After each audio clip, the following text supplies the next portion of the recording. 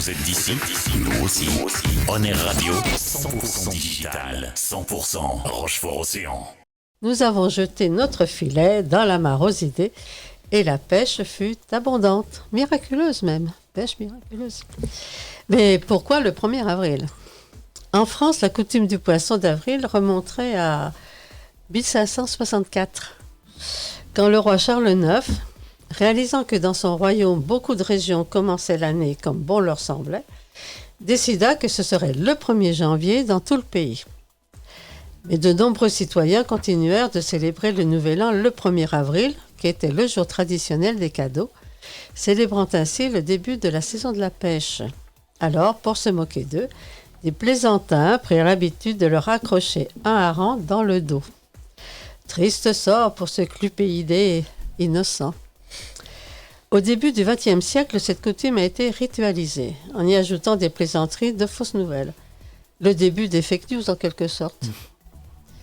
De drôles de scoops sont restés célèbres, comme par exemple, en 1973, lors de l'entrée du Royaume-Uni dans l'Europe, France Inter annonça qu'en France, la circulation routière se ferait dorénavant à gauche. Et ceci occasionna de nombreux carambolages. Enfin, la liste des canulars serait vraiment longue à énumérer.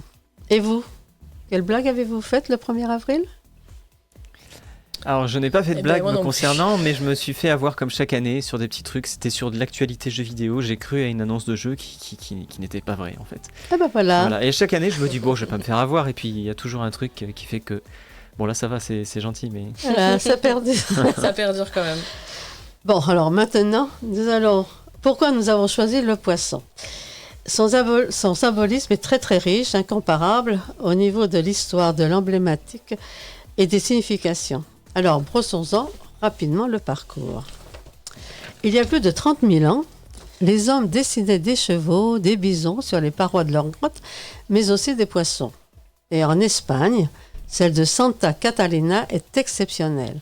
On y repère 32 espèces de poissons différentes. En France, par exemple, la grotte Cosquer, récemment découverte, est magnifiquement décorée d'animaux marins. Et à l'abri du poisson, en Dordogne, la gravure exceptionnelle d'un saumon de 1,5 m de long est la preuve que c'était une importante ressource alimentaire pour les Homo sapiens sapiens. Dans l'Antiquité, le poisson est lié à la fois à la naissance et à la mort. Et beaucoup de civilisations anciennes l'associaient à la fertilité. Le christianisme en a fait un symbole important, se servant du mot grec ictus, c'est-à-dire poisson, acrostiche de Jésus-Christ, fils de Dieu sauveur. Bon, un peu savant, mais très significatif, car il explique pourquoi les premiers chrétiens s'en servaient pour se reconnaître. Et si vous visitez les catacombes, où étaient inhumés les premiers chrétiens, vous découvrirez encore bien des traces de cet animal, qui a gardé son importance symbolique dans de nombreuses cultures contemporaines, en Chine ou au Japon par exemple. On se rend compte que le poisson est intrinsèquement lié à l'eau, et le principe vital de la création. Et ne serions-nous pas nous-mêmes des poissons mutants ? Enfin, certains le pensent en tout cas. Mais cela pourrait expliquer pourquoi les êtres humains restent autant fascinés par le monde des abysses, avec le désir d'aller toujours au plus profond des océans. Et que dire du mythe des sirènes, un des plus célèbres de la mythologie grecque. Ces créatures légendaires, mi-femmes, mi-poissons, ont hypnotisé les marins d'Ulysse par leur mélodie. Et leur charme opère toujours sur nos enfants qui regardent en boucle la série des sirènes de Mako. Personnages de contes de fées, de films ou de jeux vidéo, nous n'en avons pas fini avec elles. Le poisson reste aussi une source d'inspiration artistique qui dépasse les époques. Et il a fasciné les artistes de tous les temps.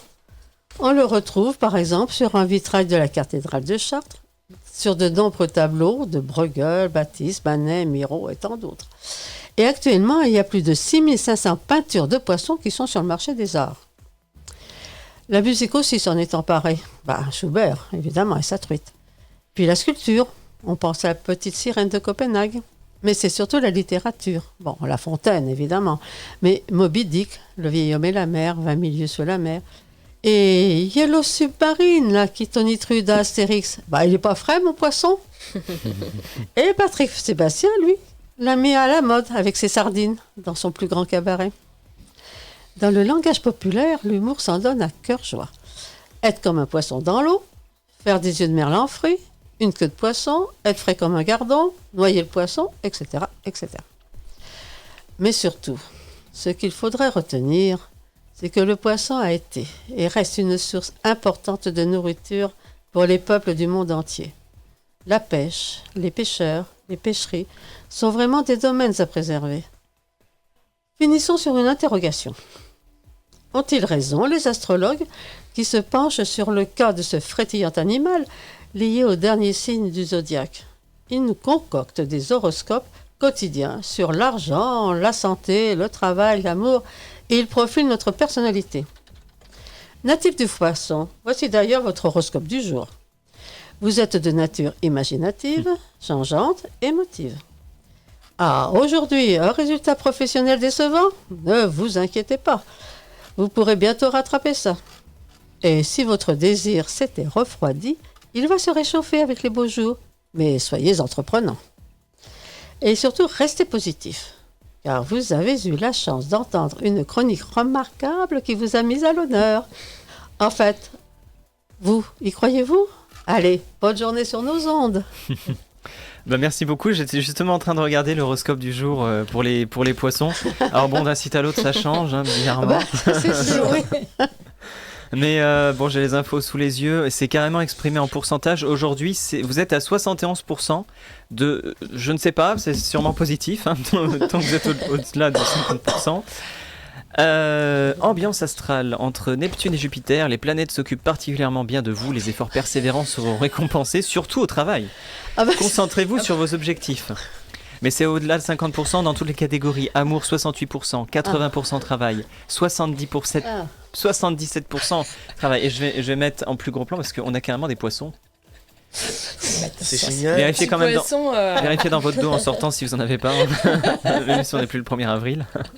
J'ai le plus stylé. C'est le plus beau le mien. Ah, il a des super yeux. Hein. Tu lui as fait des super Mais oui. cils. Eyeliner, Ah ouais, c'est mascara, clair, il a hein. tout. Des poissons comme ça, on les mange pas. Hein. Ah non, non, non. Merci. Voilà.